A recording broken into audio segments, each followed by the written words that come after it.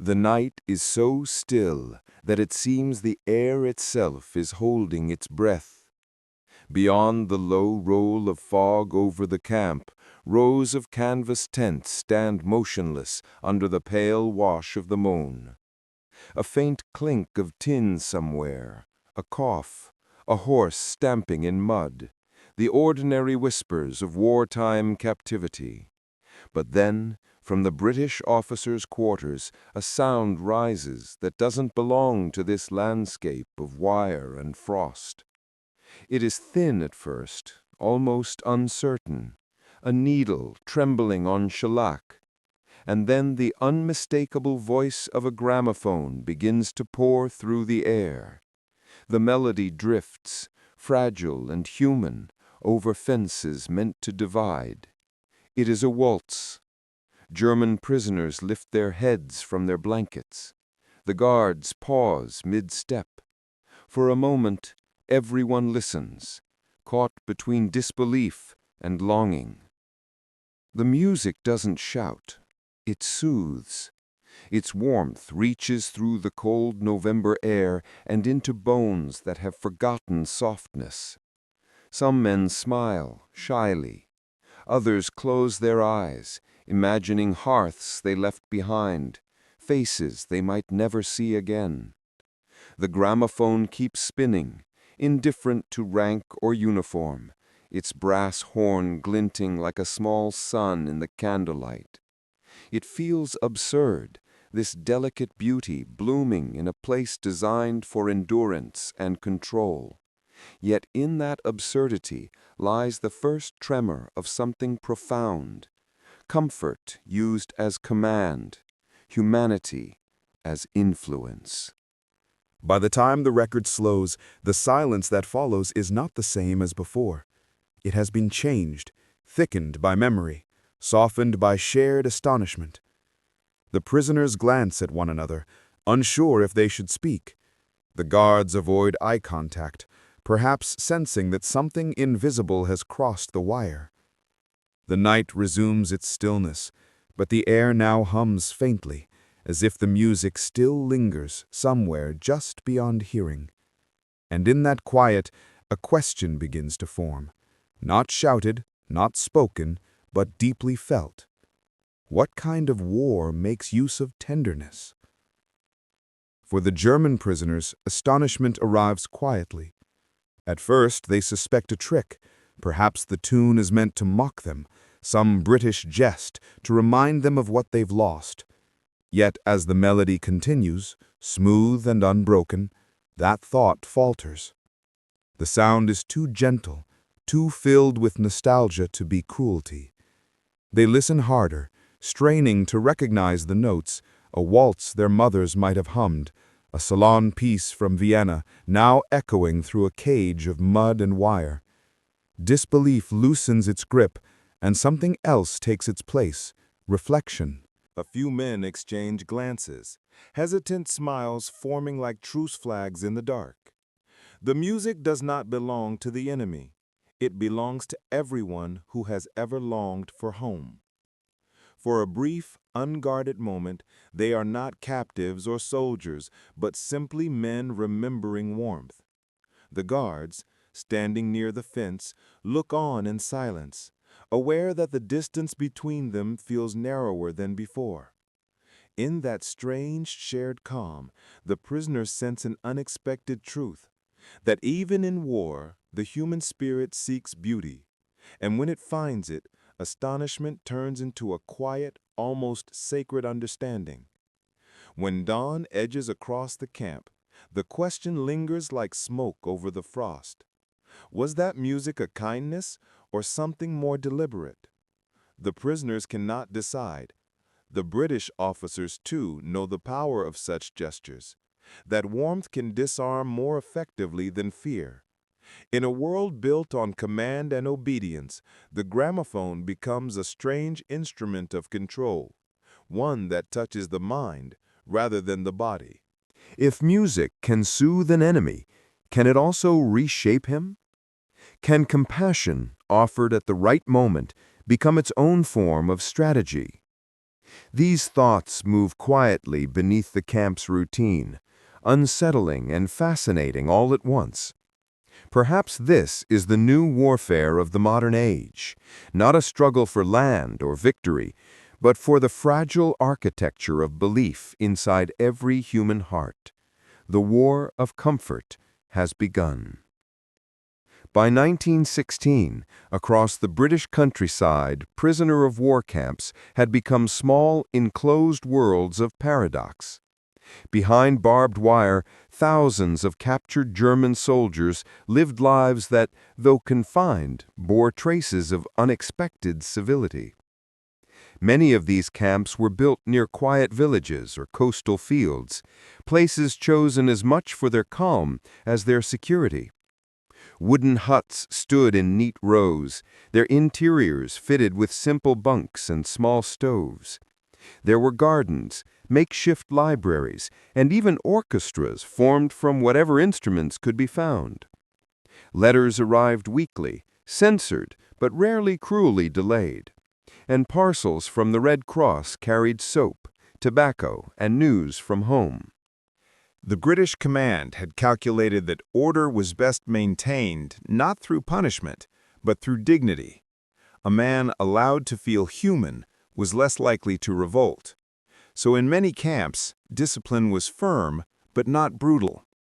Prisoners were expected to work, to keep their quarters clean, to obey curfews, yet within those limits, they were given moments of ordinary life. They played football on muddy fields, carved trinkets from scrap wood, sang quietly in their native tongue when evening fell. It astonished those captured soldiers who had expected cruelty. Instead, they found a strange civility, a world where even enemies seemed governed by an invisible code of respect. It was not kindness, exactly.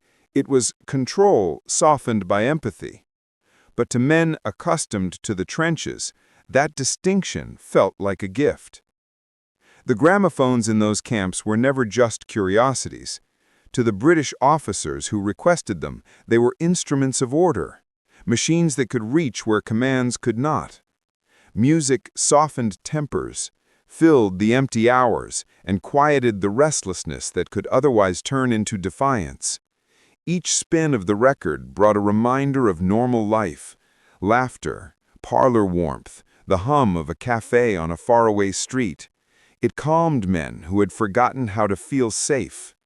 To the prisoners, the sound seemed almost miraculous, a small circle of spinning shellac, capable of restoring a sense of time and place. Yet beneath that comfort lay something more deliberate. The British knew that sound could shape emotion, and emotion could shape obedience. A camp at peace was easier to manage than one steeped in despair. By letting the gramophones sing, they replaced bitterness with a wistful gratitude, a subtle acceptance of their captors' humanity. It was not deception, but design, a gentle manipulation masked as mercy. For the men listening, though, that calculation hardly mattered. When the melody rose, they forgot who had set the record spinning. The music belonged to no flag, no uniform. It simply reminded them of what it meant to be human.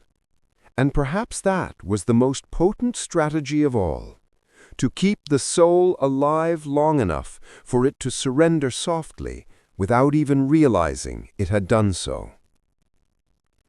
As the weeks pass, the subtle philosophy behind those comforts begins to reveal itself. The British officers understand that survival in confinement depends less on strength than on spirit. A man's endurance, they see, is tethered to the smallest flicker of emotion, a song remembered, a letter received, a scent of tea carried on the wind. Morale is not a luxury. It is the architecture of order. The camps become living experiments in emotional balance, where despair must be managed as carefully as rations or water. The gramophone, the football match, the handwritten notice about Sunday service, each becomes a quiet mechanism that keeps the human machine from collapsing. Emotion, treated with such precision, becomes both medicine and leash. The prisoners may not realize it, but their calm is engineered, their hope maintained like a steady flame. And so, the study of comfort begins to merge with the science of control. Among the British command, morale was studied with the precision of artillery range. The Great War had taught them that men could not be driven endlessly by discipline alone. Exhaustion was not just physical, but moral. Reports circulated quietly through military offices, describing the psychology of endurance, the mysterious ability of certain troops to persist where others faltered. Officers began to treat spirit as a kind of invisible supply line, one that required as much tending as food or ammunition. In that light, even the smallest comforts became strategic acts. A cup of hot tea, a familiar hymn, or the sound of a gramophone spinning out a sentimental tune could restore the illusion of order in a disordered world. This was not sentimentality, but insight. The British understood that morale was a weapon of continuity, that by preserving the mind's calm, they preserved the body's obedience. If a man believed he was still part of something civilized, he would continue to behave as though civilization had not collapsed. Compassion, therefore, became a tool of war, refined and rationed like any other resource. What appeared to be kindness was often command in its most elegant form, authority disguised as gentleness. And in this understanding lay a quiet mastery, the ability to govern men not by fear, but by the delicate illusion of peace. In the rhythm of camp life, every gesture carried meaning. Each morning, before the mist had lifted from the fields, guards distributed tea to the prisoners, hot, milky, and slightly sweet. To outsiders, it might have seemed trivial, but within those steaming mugs lived an entire philosophy. The act itself was ritual. The slow pour of the kettle, the faint scent of leaves, and the shared silence as warmth spread through cold hands. It told the men that the day had begun, that life still possessed order. In this carefully constructed civility, rebellion had no fertile ground. Letters served a similar function. They arrived in tidy bundles, each envelope marked by the censor's black stamp. When opened, they released small worlds, the handwriting of a wife, a pressed flower, a child's uncertain drawing. The British made certain that mail arrived regularly, not from pure kindness, but from calculation. A man connected to his home remained human, predictable, less dangerous. It was an architecture of emotion, invisible, meticulous, effective. And then, of course, there was the music. The gramophone's voice, scratchy and warm, carried through the wire like a visiting ghost. At dusk, as the horizon dimmed to violet, even the guards paused to listen. For a few minutes, the camp ceased to feel like a cage. Men hummed softly, some closed their eyes and drifted inward. This harmony, this fragile illusion of unity, was no accident. It was design. By weaving ordinary comforts into captivity, the British transformed endurance into quiet compliance. The war, in these moments, seemed almost forgotten. Yet it was precisely through forgetting that their control became complete. For the German prisoners, these small mercies worked like slow medicine. At first, they accepted them with suspicion, the tea too kindly offered, the music too gentle to be true. But gradually, distrust softened into habit, and habit into a strange sense of belonging. They began to anticipate the rhythm of their days, to find comfort in the very structure designed to contain them. Some even wrote in their diaries of gratitude toward their captors, puzzled by it, yet unable to deny it. What the British understood as strategy, the prisoners experienced as relief. And in that relief, something quietly profound was happening. The enemy was being reshaped from within. Beneath the stillness of the camp, the Germans began to wrestle with a subtler conflict, one not of nations, but of identity. The next battle would not be fought with rifles, but in the private chambers of the mind.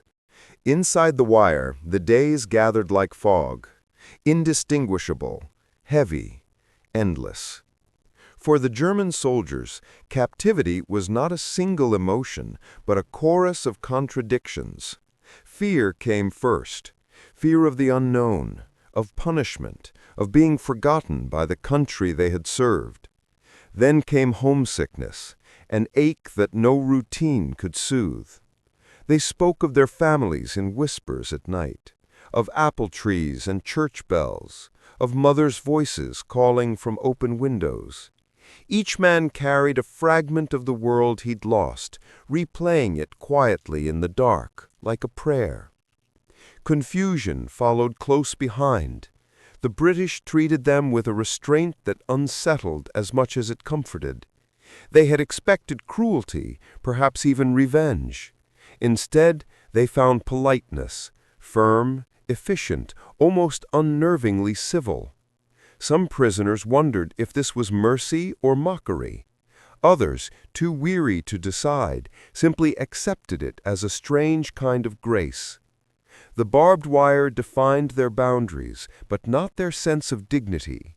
They were still soldiers, still men. In that tension between gratitude and guilt, fear and relief, their minds became battlefields of their own. The enemy's kindness disarmed them more deeply than any weapon. Captivity was not the absence of war. It was its quiet continuation within the human heart. When the gramophone's needle touched down, the air in the camp changed. It was as if the past itself had found a way through the wire. A familiar melody, Schubert perhaps, or a waltz once played in a warm Bavarian tavern, rose softly above the murmurs of men. The first notes carried them somewhere beyond the mud and monotony, to places of memory untouched by war. Some prisoners closed their eyes and mouthed the words. Others simply listened, motionless, as if afraid to break the fragile spell. Even Wagner's grandeur, when it came, felt gentler here, stripped of triumph, reduced to yearning. For a few moments, they were home again. The smell of smoke and wet canvas faded, replaced by the scent of bread, of pine, of their wives' hair. One man remembered his daughter's laughter as he taught her a lullaby. Another recalled the echo of a church organ on a Sunday morning. The gramophone became their unseen messenger, carrying comfort across the invisible distance that war had carved. When the record ended, silence followed like a sigh. No one spoke. Each man, in his own quiet way, had been reminded of what still lived inside him. Love, memory, the stubborn persistence of tenderness. The music had not freed them, but it had made their captivity momentarily bearable. In that borrowed peace, they found the last remnants of themselves. But when the echoes of music faded, unease crept in. Some of the men began to wonder whether the comfort they felt had been freely given or carefully arranged. Could mercy itself be a tactic, a way to reshape them, to make them gentler, more obedient? The thought unsettled them. Gratitude, once pure, now carried a shadow of doubt. Was this kindness a reflection of shared humanity, or simply another method of control wrapped in civility? They could not know. And perhaps that was the cruelest genius of it, that even goodness, in the machinery of war, could serve a purpose beyond compassion. A gramophone, a cup of tea, a smile from a guard, each could be either bridge or weapon, depending on the eye that saw it. The captives sat with that thought in silence, unsure whether to feel comforted or quietly conquered. Sound, in the stillness of captivity, became something more than sensation. It became proof that civilization had not vanished. The crackle of the gramophone, the steady rhythm of boots on gravel, even the distant call of a gull over the camp's fence, each reminded the men that life still pulsed beyond the boundaries of war. In a world reduced to silence and survival, sound was resistance in its gentlest form. It carried intention, memory, and the quiet insistence that humanity endures even when stripped of power. The British officers might not have intended it as such, yet every record they played stitched fragments of a shared identity between captor and captive. The waltz belonged to neither side. It belonged to the part of the soul that refused to be militarized. A melody crossing the air was not just noise. It was civilization asserting itself, whispering that art and tenderness could outlive brutality. Each note became an act of remembrance, a pulse of the old world echoing through the machinery of the new. In those fragile vibrations lay something sacred. It was not victory or surrender, but continuity, the simple, unbreakable thread of what it means to be human. Even the hum of a needle finding its groove spoke of persistence, the will to keep creating even when surrounded by destruction. Sound, fleeting and invisible, carried the essence of endurance, a hymn for those waiting to be remembered. Beyond the barbed wire, the front lines offered no such softness. There, the air was thick with the roar of guns and the smell of earth torn apart. Men lived in mud, slept beside corpses, and spoke in shouts because the world around them was too loud to hear anything else. On those battlefields, civilization felt like a memory too fragile to name. A single day could erase years of music, laughter, and faith. The soul hardened to survive. Tenderness became a liability. Yet behind the fences of the British camps, a strange echo of that lost civilization persisted. Prisoners drank tea from chipped cups. They read poetry, exchanged sketches, and hummed songs remembered from home. The same men who had charged through chaos now sat beneath lanterns, listening to gramophones spin fragments of peace. It was as if the barbed wire itself had become a border between two worlds, one ruled by destruction, the other by restraint. The contrast was almost unbearable in its irony. War had pushed humanity to its limits, yet within captivity, humanity quietly reasserted itself. The civility inside the camps did not erase the violence outside, but it reminded both sides that something more enduring than victory still existed. Behind the wire, amid defeat and uncertainty, men learned that even in the aftermath of horror, the smallest gestures, a song, a shared silence, could still keep the world from entirely falling apart. In every generation, humanity returns to the same quiet truth, that even in despair, we reach instinctively for beauty. The men in those camps were no different from anyone who has faced darkness and sought a small light to endure it. Their longing was not for victory or absolution, but for the simple reassurance that life could still sound, smell, and feel like life. The music, the tea, the civility, these were not luxuries but acts of remembrance, gestures that defied chaos by insisting on grace. And though the war would end, that longing would never fade. It would echo through time, reappearing wherever people faced ruin and still chose to hum a song, light a candle, or hold another's hand. Beauty, fragile and defiant, has always been our quietest form of resistance, the final refuge of the human heart when everything else is lost. When the guns finally fell silent, the world seemed to hold its breath. The prisoners awoke to a strange quiet, heavier than any bombardment they had known. No orders, no distant thunder from the front, only wind moving through the wire and the occasional creak of wood. The gramophone, once the heartbeat of the camp, sat motionless in the corner of the officer's hut, its horn coated in dust. Someone had forgotten to wind it again. The absence of its music was almost unbearable. Men walked slowly through the yard, uncertain how to feel. Freedom was no longer an idea. It was approaching, yet its shape was unfamiliar. They should have rejoiced, but many felt only the ache of time lost. The tunes they had once listened to now lingered in their memories, looping endlessly, each note recalling nights when beauty had been their only rebellion.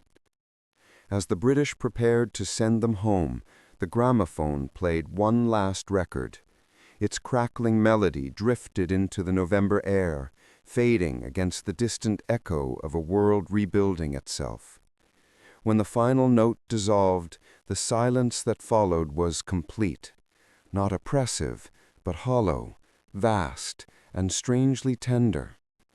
For the men who had lived through captivity, that silence became a new kind of sound, the quiet recognition that peace, too, can feel like loss.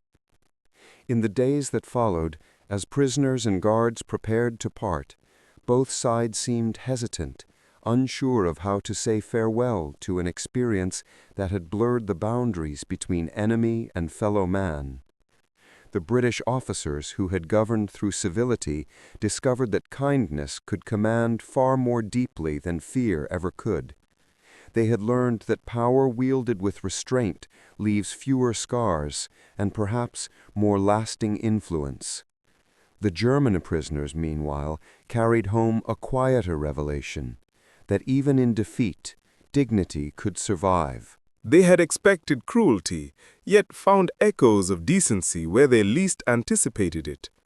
Those small acts, a song shared, a cup of tea offered, would follow them long after the barbed wire was gone.